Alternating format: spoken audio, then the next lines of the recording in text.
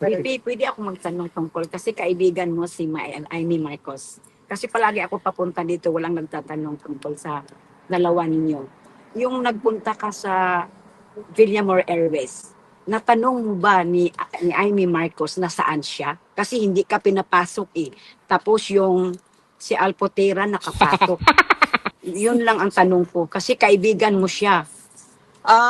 Di ba kung Hindi ko siya- kaibigan mo siya, nandoon siya sa'yo? Wait, ma'am, sandali ha. Kasi may, Hindi ko na kasi maalala, ma'am. Tingnan ko lang yung chat namin, ma'am. Oo, kasi- Nag-usap kami nung araw. Kasi- Okay, questions? VP, may tanong po.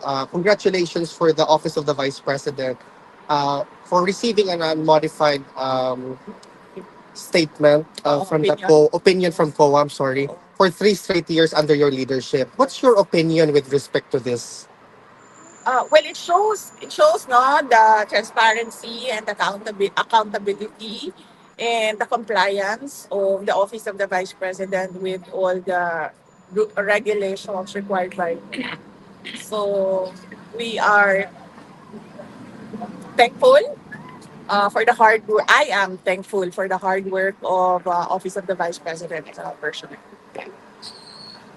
VP, how was your trip in South Korea? Could you tell us about it? I did not go to South Korea. Or are you Australia? Australia. You're out last week. Australia. Australia. Malaysia. But you answered a lot of questions about Australia already. Oo. Already response. But are you planning to visit other countries? Yes, ma'am. There is a Filipino community event already confirmed on July 27 in South Korea. Oh yeah, that's the one. So Oo. ano pong gagawin doon? Just a community event? It's a Filipino community program. They organized it, and we were invited as the speakers. Yes. Does it We- mean po, sorry, go ahead. Yes, we confirmed on the schedule because I wanted to thank the Filipino community as well in South Korea. Personally, thank them. I've always been thanking and I've always expressed my gratitude to the Filipino communities worldwide. But when we receive invitations, we really try to accommodate it so that we can personally thank everyone. Does it mean po ba na doon po kayo sa South Korea during the SONA of the President? Okay, during the SONA, I'll be traveling back to the Philippines. It's the travel day. After Vice President, ano po yung reaction ninyo or what does it mean when you told your spokesperson of the Office of the Vice President, Attorney Ruth Castell. Ruth Castelo, yeah, that she will not be the attack dog of the Office of the Vice President? What's the motivation behind this? Because her job is for the institution, is for the Office of the Vice President. No, it's not political. It's not for me. So that is why she will only bring good news, accomplishments, and announcements of the Office of the Vice President. Not the other woman. So Nag-a-atake sa inyo. no. We do not want to besmirch the reputation of our office. VP, speaking po kay spokesperson Castelo, so nabanggit po niya na meron daw pong additional 170 million dun sa budget ng OVP for next year. So ngayon po ang current budget na na-approve ng DBM ay 903 million.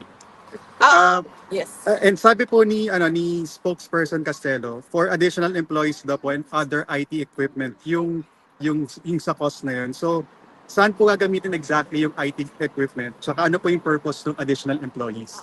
It is best since the Office of the Vice President already has a spokesperson, no? And she has been allowed to discuss matters regarding everything about the office. So let's just direct the questions to her when she does her press con. She will conduct a regular press con. VP, I know this question has been asked many times. Yung impeachment na nakahang pa rin sa'yo, how are you going to address the allegations of, for example, fictitious names as beneficiaries of the fund? It can be very well addressed during trial. So our lawyers are preparing for the trial and collecting pieces of evidence and gathering affidavits from witnesses that they will present during trial. But let me just um, say this, no, na I think it is wrong for everyone to pick up as truth or as a fact all the pronouncements of the members of the House of Representatives, particularly with fictitious names, because there are rules in intelligence operations, and you already heard some of intelligence people who work in intelligence say that aliases are often used in intelligence operations. So, yeah. So it can be deduced that the fictitious names are not real names but aliases. Um, that can be discussed during the trial, ma'am. I do not want to elaborate on intelligence operations. We have an intelligence expert on our side, two actually, who will be our resource persons. So let us wait for the trial. And as I said yesterday, if there is no trial, then I will answer it publicly. Which is, I just want to wait what will happen to the articles of impeachment. Ma'am, regarding naman po sa case ng inyong aba. So, yung defense team po, si Attorney Kaufman, he seeks to uh, present po yung Senate findings ng committee po or ng panel po ni Senator Amy Marcos. So, napag-usapan po ba ninyo yun ni Senator Marcos nung magkasama po kayo sa Malaysia? Tsaka, sa tingin po ninyo, ano po ba maging epekto nitong paggamit kung papayagan kung magamit itong panel report dun sa ICC case? Not discussed the findings of the committee of Senator Marcos with her. I do not know. They had a private meeting. Attorney Kaufman and Senator Marcos had a private meeting here in The Hague when she came for the rally. And I do not know what they discussed. And Attorney Kaufman is careful as well on what he discusses with me because there are some things, there are many parts of the defense strategy that are confidential and are privileged between the lawyer and the client. Ma'am, kumusta po pala yung inaayos niyong oath-taking for mayor of your father? Is it going to happen? Hindi po ako nag-aayos ng outtaking niya, ma'am. Inaasikaso po yun ng kanyang mga abogado sa Pilipinas. So hindi ko po alam kung anong update ng mga lawyers niya sa Pilipinas. Andito po ako para bumisita kay dating Pangulong Rodrigo Duterte at magpakita ng support. Bibi, can I ask question? Nakita niyo po yung mga evidence ni Claire Castro na half of the evidence po is blanco, na mga barangays that drugs-free daw po Bibi. Tapos na masyado daw makapal yung mga list. Pero half of that is empty. Ano po masasabi niyo? Well, it's not surprising coming from the administration, no? They fabricate many things and many accusations. So I would not be surprised if they fabricate data with regard to the drug situation. So, Example, pinang fake news. absent a law on fake news, kung ano yung hindi totoo, hindi truthful, and faithful to the facts, that would be fake news. VP, I know we ask this all the time. Meron po bang mensahe si President Duterte sa mga kababayan niya? Kanina, masyadong mahaba kasi I'm sorry ha. Kanina, he had message for everyone. It was so long and somehow hindi ko na nakuha lahat. I'm so sorry. Pero VP, to follow up on that, is our former president ever tired of us asking about his message to us? Kasi meron nagtanong, VP. No. I ask him his message every day. Pero gist ko na lang yung kanina na sinasabi niya ha. Sinabi niya, lahat ng ginawa niya ay para sa bansa. At sinabi niya, hindi lahat ng mga nakakulong, he was directing it to my son actually, sabi niya, not all people in detention are bad. I am not here because I am a kidnapper, I am a robber, I am a holdupper, I am a thief. I am here because I did things for my country. Yes. And I do not regret going after criminals and going after people dealing in illegal drugs for my country. So, yun. Yun yung gist na medyo mahaba yun kanina. Pwede ako magtanong tungkol kasi kaibigan mo si Amy Marcos. Kasi palagi ako papunta dito, walang nagtatanong tungkol sa dalawa ninyo. Yung nagpunta ka sa Villamor Airways, natanong mo ba ni Amy Marcos na saan siya? Kasi hindi ka pinapasok eh. Tapos yung si Alpotera nakapasok. Yun lang ang tanong ko. Kasi kaibigan mo siya. Di ba kung Hindi ko siya- kaibigan mo siya, nandoon siya sa'yo? Wait, ma'am, sandali ha. Kasi may, Hindi ko na kasi maalala, ma'am. Tingnan ko lang yung chat namin, ma'am. Oo, kasi- Usap kami nung araw. na Kasi- yun, ma'am.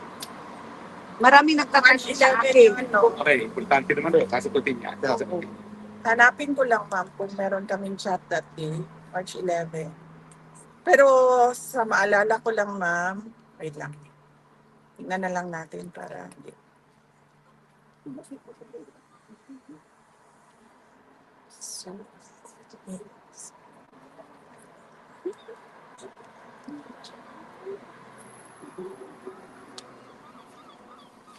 Ilang weather ngayon ba yung Oh, mahaba din yung chat namin. Sandali lang. Sorry. Nasa May pa tayo. Nasa May 10 pa tayo. May 7 pa tayo. May 1. So, may isang buwan pa.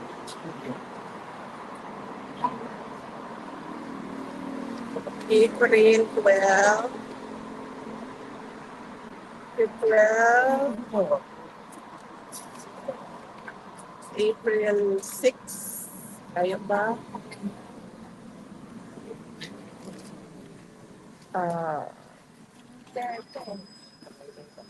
Nag-ano siya eh. Nag-ganon-ganon siya. Ay, nasa bus. March 11.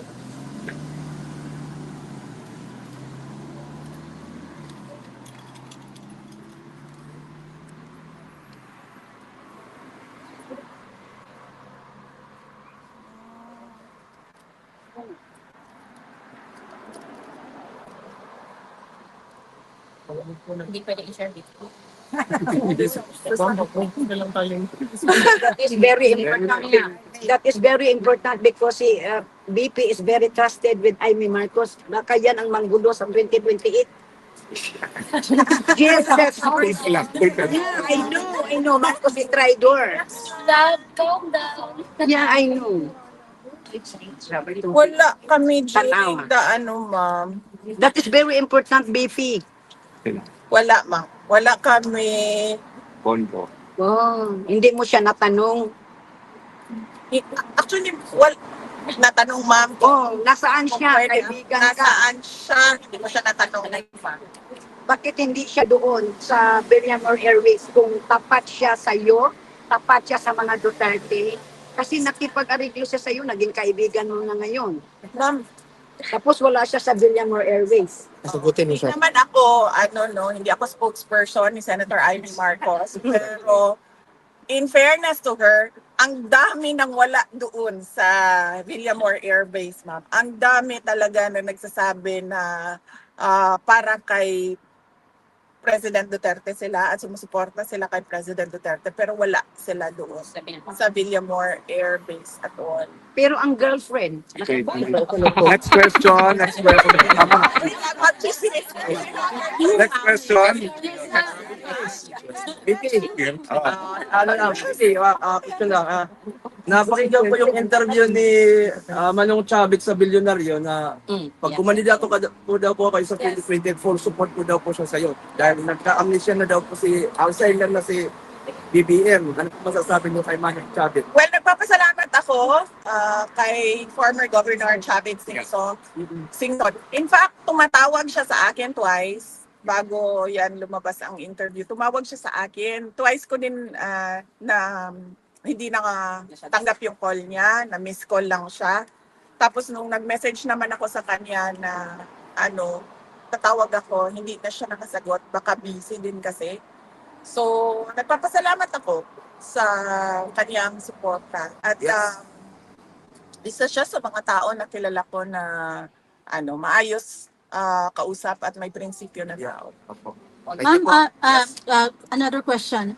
That's 3 years from now, the presidential election. But right now, what does the VP want to do as the vice president and once and for all address the criticisms that you've been not doing your job but just going around the world? So, ano po yung plano natin? Yes, ma'am. Very recently, we did our pasidungog, no? Doon sa pasidungog ay binigay na namin yung report namin sa taong bayan kung ano yung isang taon na nangyari sa Office of the Vice President. At binigyan din namin ng recognition yung mga partners namin for the past year sa Office of the Vice President. Since tinanggal na ng House of Representatives or ng Congress yung medical and burial assistance ng Office of the Vice President, ang naiwan na lang sa mga projects namin ay pagbabago yung Million Learners at Trees campaign. This is a campaign for education targeting 1 million school children by 2028 and targeting 1 million trees by 2028. And then ang next namin is ang Magnegosyo Taday namin. This is targeting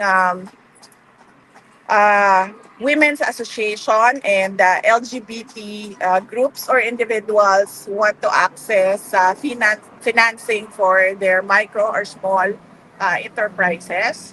And then next is we still have our disaster operations center. Yun sila, araw-araw yun nagbibigay ng tulong namin kapag merong sunog, may baha, merong evacuees dahil sa pagsabog ng bulkan or dahil sa bagyo, kung ano man yung problem doon sa area of responsibility nila. And then we also have the Libreng Sakay program. Ito yung mga buses na pinahiram sa Office of the Vice President. So ang ginawa namin ay nilagay namin sila sa mga ruta na kailangan ng augmentation, transportation during high traffic hours. And then ang next namin is yung Pansarap program namin. This is the feeding program namin wherein we target school children, malnourished school children. For 120 days, we do our feeding program. In fact, meron kaming quite funny story dito sa Pansarap namin na project, no? Dahil after 120 days, nagkaroon kami ng beneficiary na naging obese ang kanyang weight. So nagka-problema na naman kami kasi sabi nung aming project manager, hindi pwedeng obese ang isang bata. So kailangan doon sila pumasok sa weight para sa edad nila. So yun po yung mga projects ongoing for the Office of the Vice President. And dagdag doon sa mga ginagawa ng opisina namin doon sa loob ng Office of the Vice President and mga satellite offices namin, no? We have in Pangasinan, in Isabela, in National Capital Region, and then we have Western, Central, and Eastern Visayas. We have BARM, we have Western Mindanao, Southern Mindanao, and Caraga, and Bicol.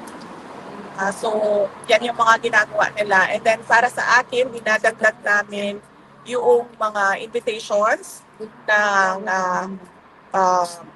various associations. And then, yung invitations ng Filipino communities abroad, mainly to discuss what happened to President Duterte.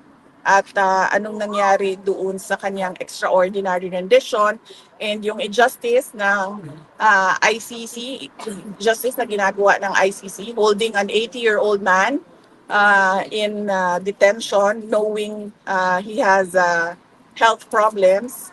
And then, yung discuss din namin during our Filipino community events, kung ano ba yung mga gusto makita ng mga kababayan natin, lahat ng mga OFWs na nakatira or nakatrabaho abroad dahil napakaraming best practices around the globe. And then finally, we discuss what is happening right now in our country. So yan yung mga ginagawa namin. Ma'am, kailan ang next visit niyo? Kita tayo dito. Wala pa ako schedule kasi medyo mahaba yung schedule ni Veronica dahil school break na niya eh. So mahaba yung kanyang time dito. Okay. So you will be here, wala lang schedule ang visit. Ano, wala ako dito. Pag wala akong schedule sa bisita, wala din ako dito. Nandito lang ako pag may schedule ako sa bisita sa loob. Ma'am, I have a question. One question, ma'am. Ilang days na po stay niyo? Or na. Or na? 4 times a week. Ma'am, I have a question. As an excellent, hardworking vice president with 3 consecutive unmodified opinion from COA, what is your message to your detractors who tries to pull you down to the mud when in fact you're shining like a star? Sinabi ko na yan. Kuyawa po na ako. Of course. Naging siya beauty queen. Beauty contest. Correct. Beauty queen answer, no? Grabe. No, ano lang. As I said, di ba, before, when they started, sabi ko, you just try and drag me to hell. Then, we'll see. VP, mabuhay ka. Mahal ka ng mga Pilipino. Thank you. VP, So, okay. yeah. Additional, one more question po. Oo. VP, kasi di ba since March po, nung dinala po dito si former president, and then until now, meron pong relatives from the Duterte family. Meron na po ba kayong estimate pa kung magkano na po yung nagastos ng yung family dun sa pagbisita niyo po dito for the past 3 months po? Ako hindi. Hindi kami nagkakwenta ng gastos namin sa pagbigay ng suporta kay dating Pangulong Rodrigo Duterte. As I'm sure hindi nagkakwenta itong mga kabayan. Exactly. Hindi nga kami nagkwenta, 2 beses kami mag-print. That is personal question, ma. Okay, okay. Speaking of funds, legal funds, how is it that, of course, as the proceedings drag, may legal funds na incur with paying the defense team? So, you mentioned before na hati-hati din among the family members. Is the accessing the legal defense fund at the ICC is on the table or still not considering it? Wala ako. I don't remember anything. I don't remember saying noon na hati-hati kami sa legal funds. Ang legal funds po ay pinag-uusapan ng client at ng lawyer. So, medyo confidential po yun. Hindi ko sinasabi ng lawyer kung ano yung napag-usapan nila ng cliente niya. No? So, sa kanila yon. But sa travel namin, kanya-kanya po yung gastos. Hindi po kami kumukuha sa isang common fund or ano. Kanya-kanya po hanap ng resources para makabisita kay dating Pangulong. Thank you, VP. Thank you kasi Thank you na, oo. minor na anak niya nag-aantay. Can I ask the first timers? Ma'am, do you have a few minutes for pictures? Thank you, Can we VP. prioritize the first timers? Doon daw, sir. Doon Let's daw mag-start. prioritize the first timers. Dito daw mag-start. First Tapos timers. pasok. First timers. Wait. Isa-isa. Isa-isa.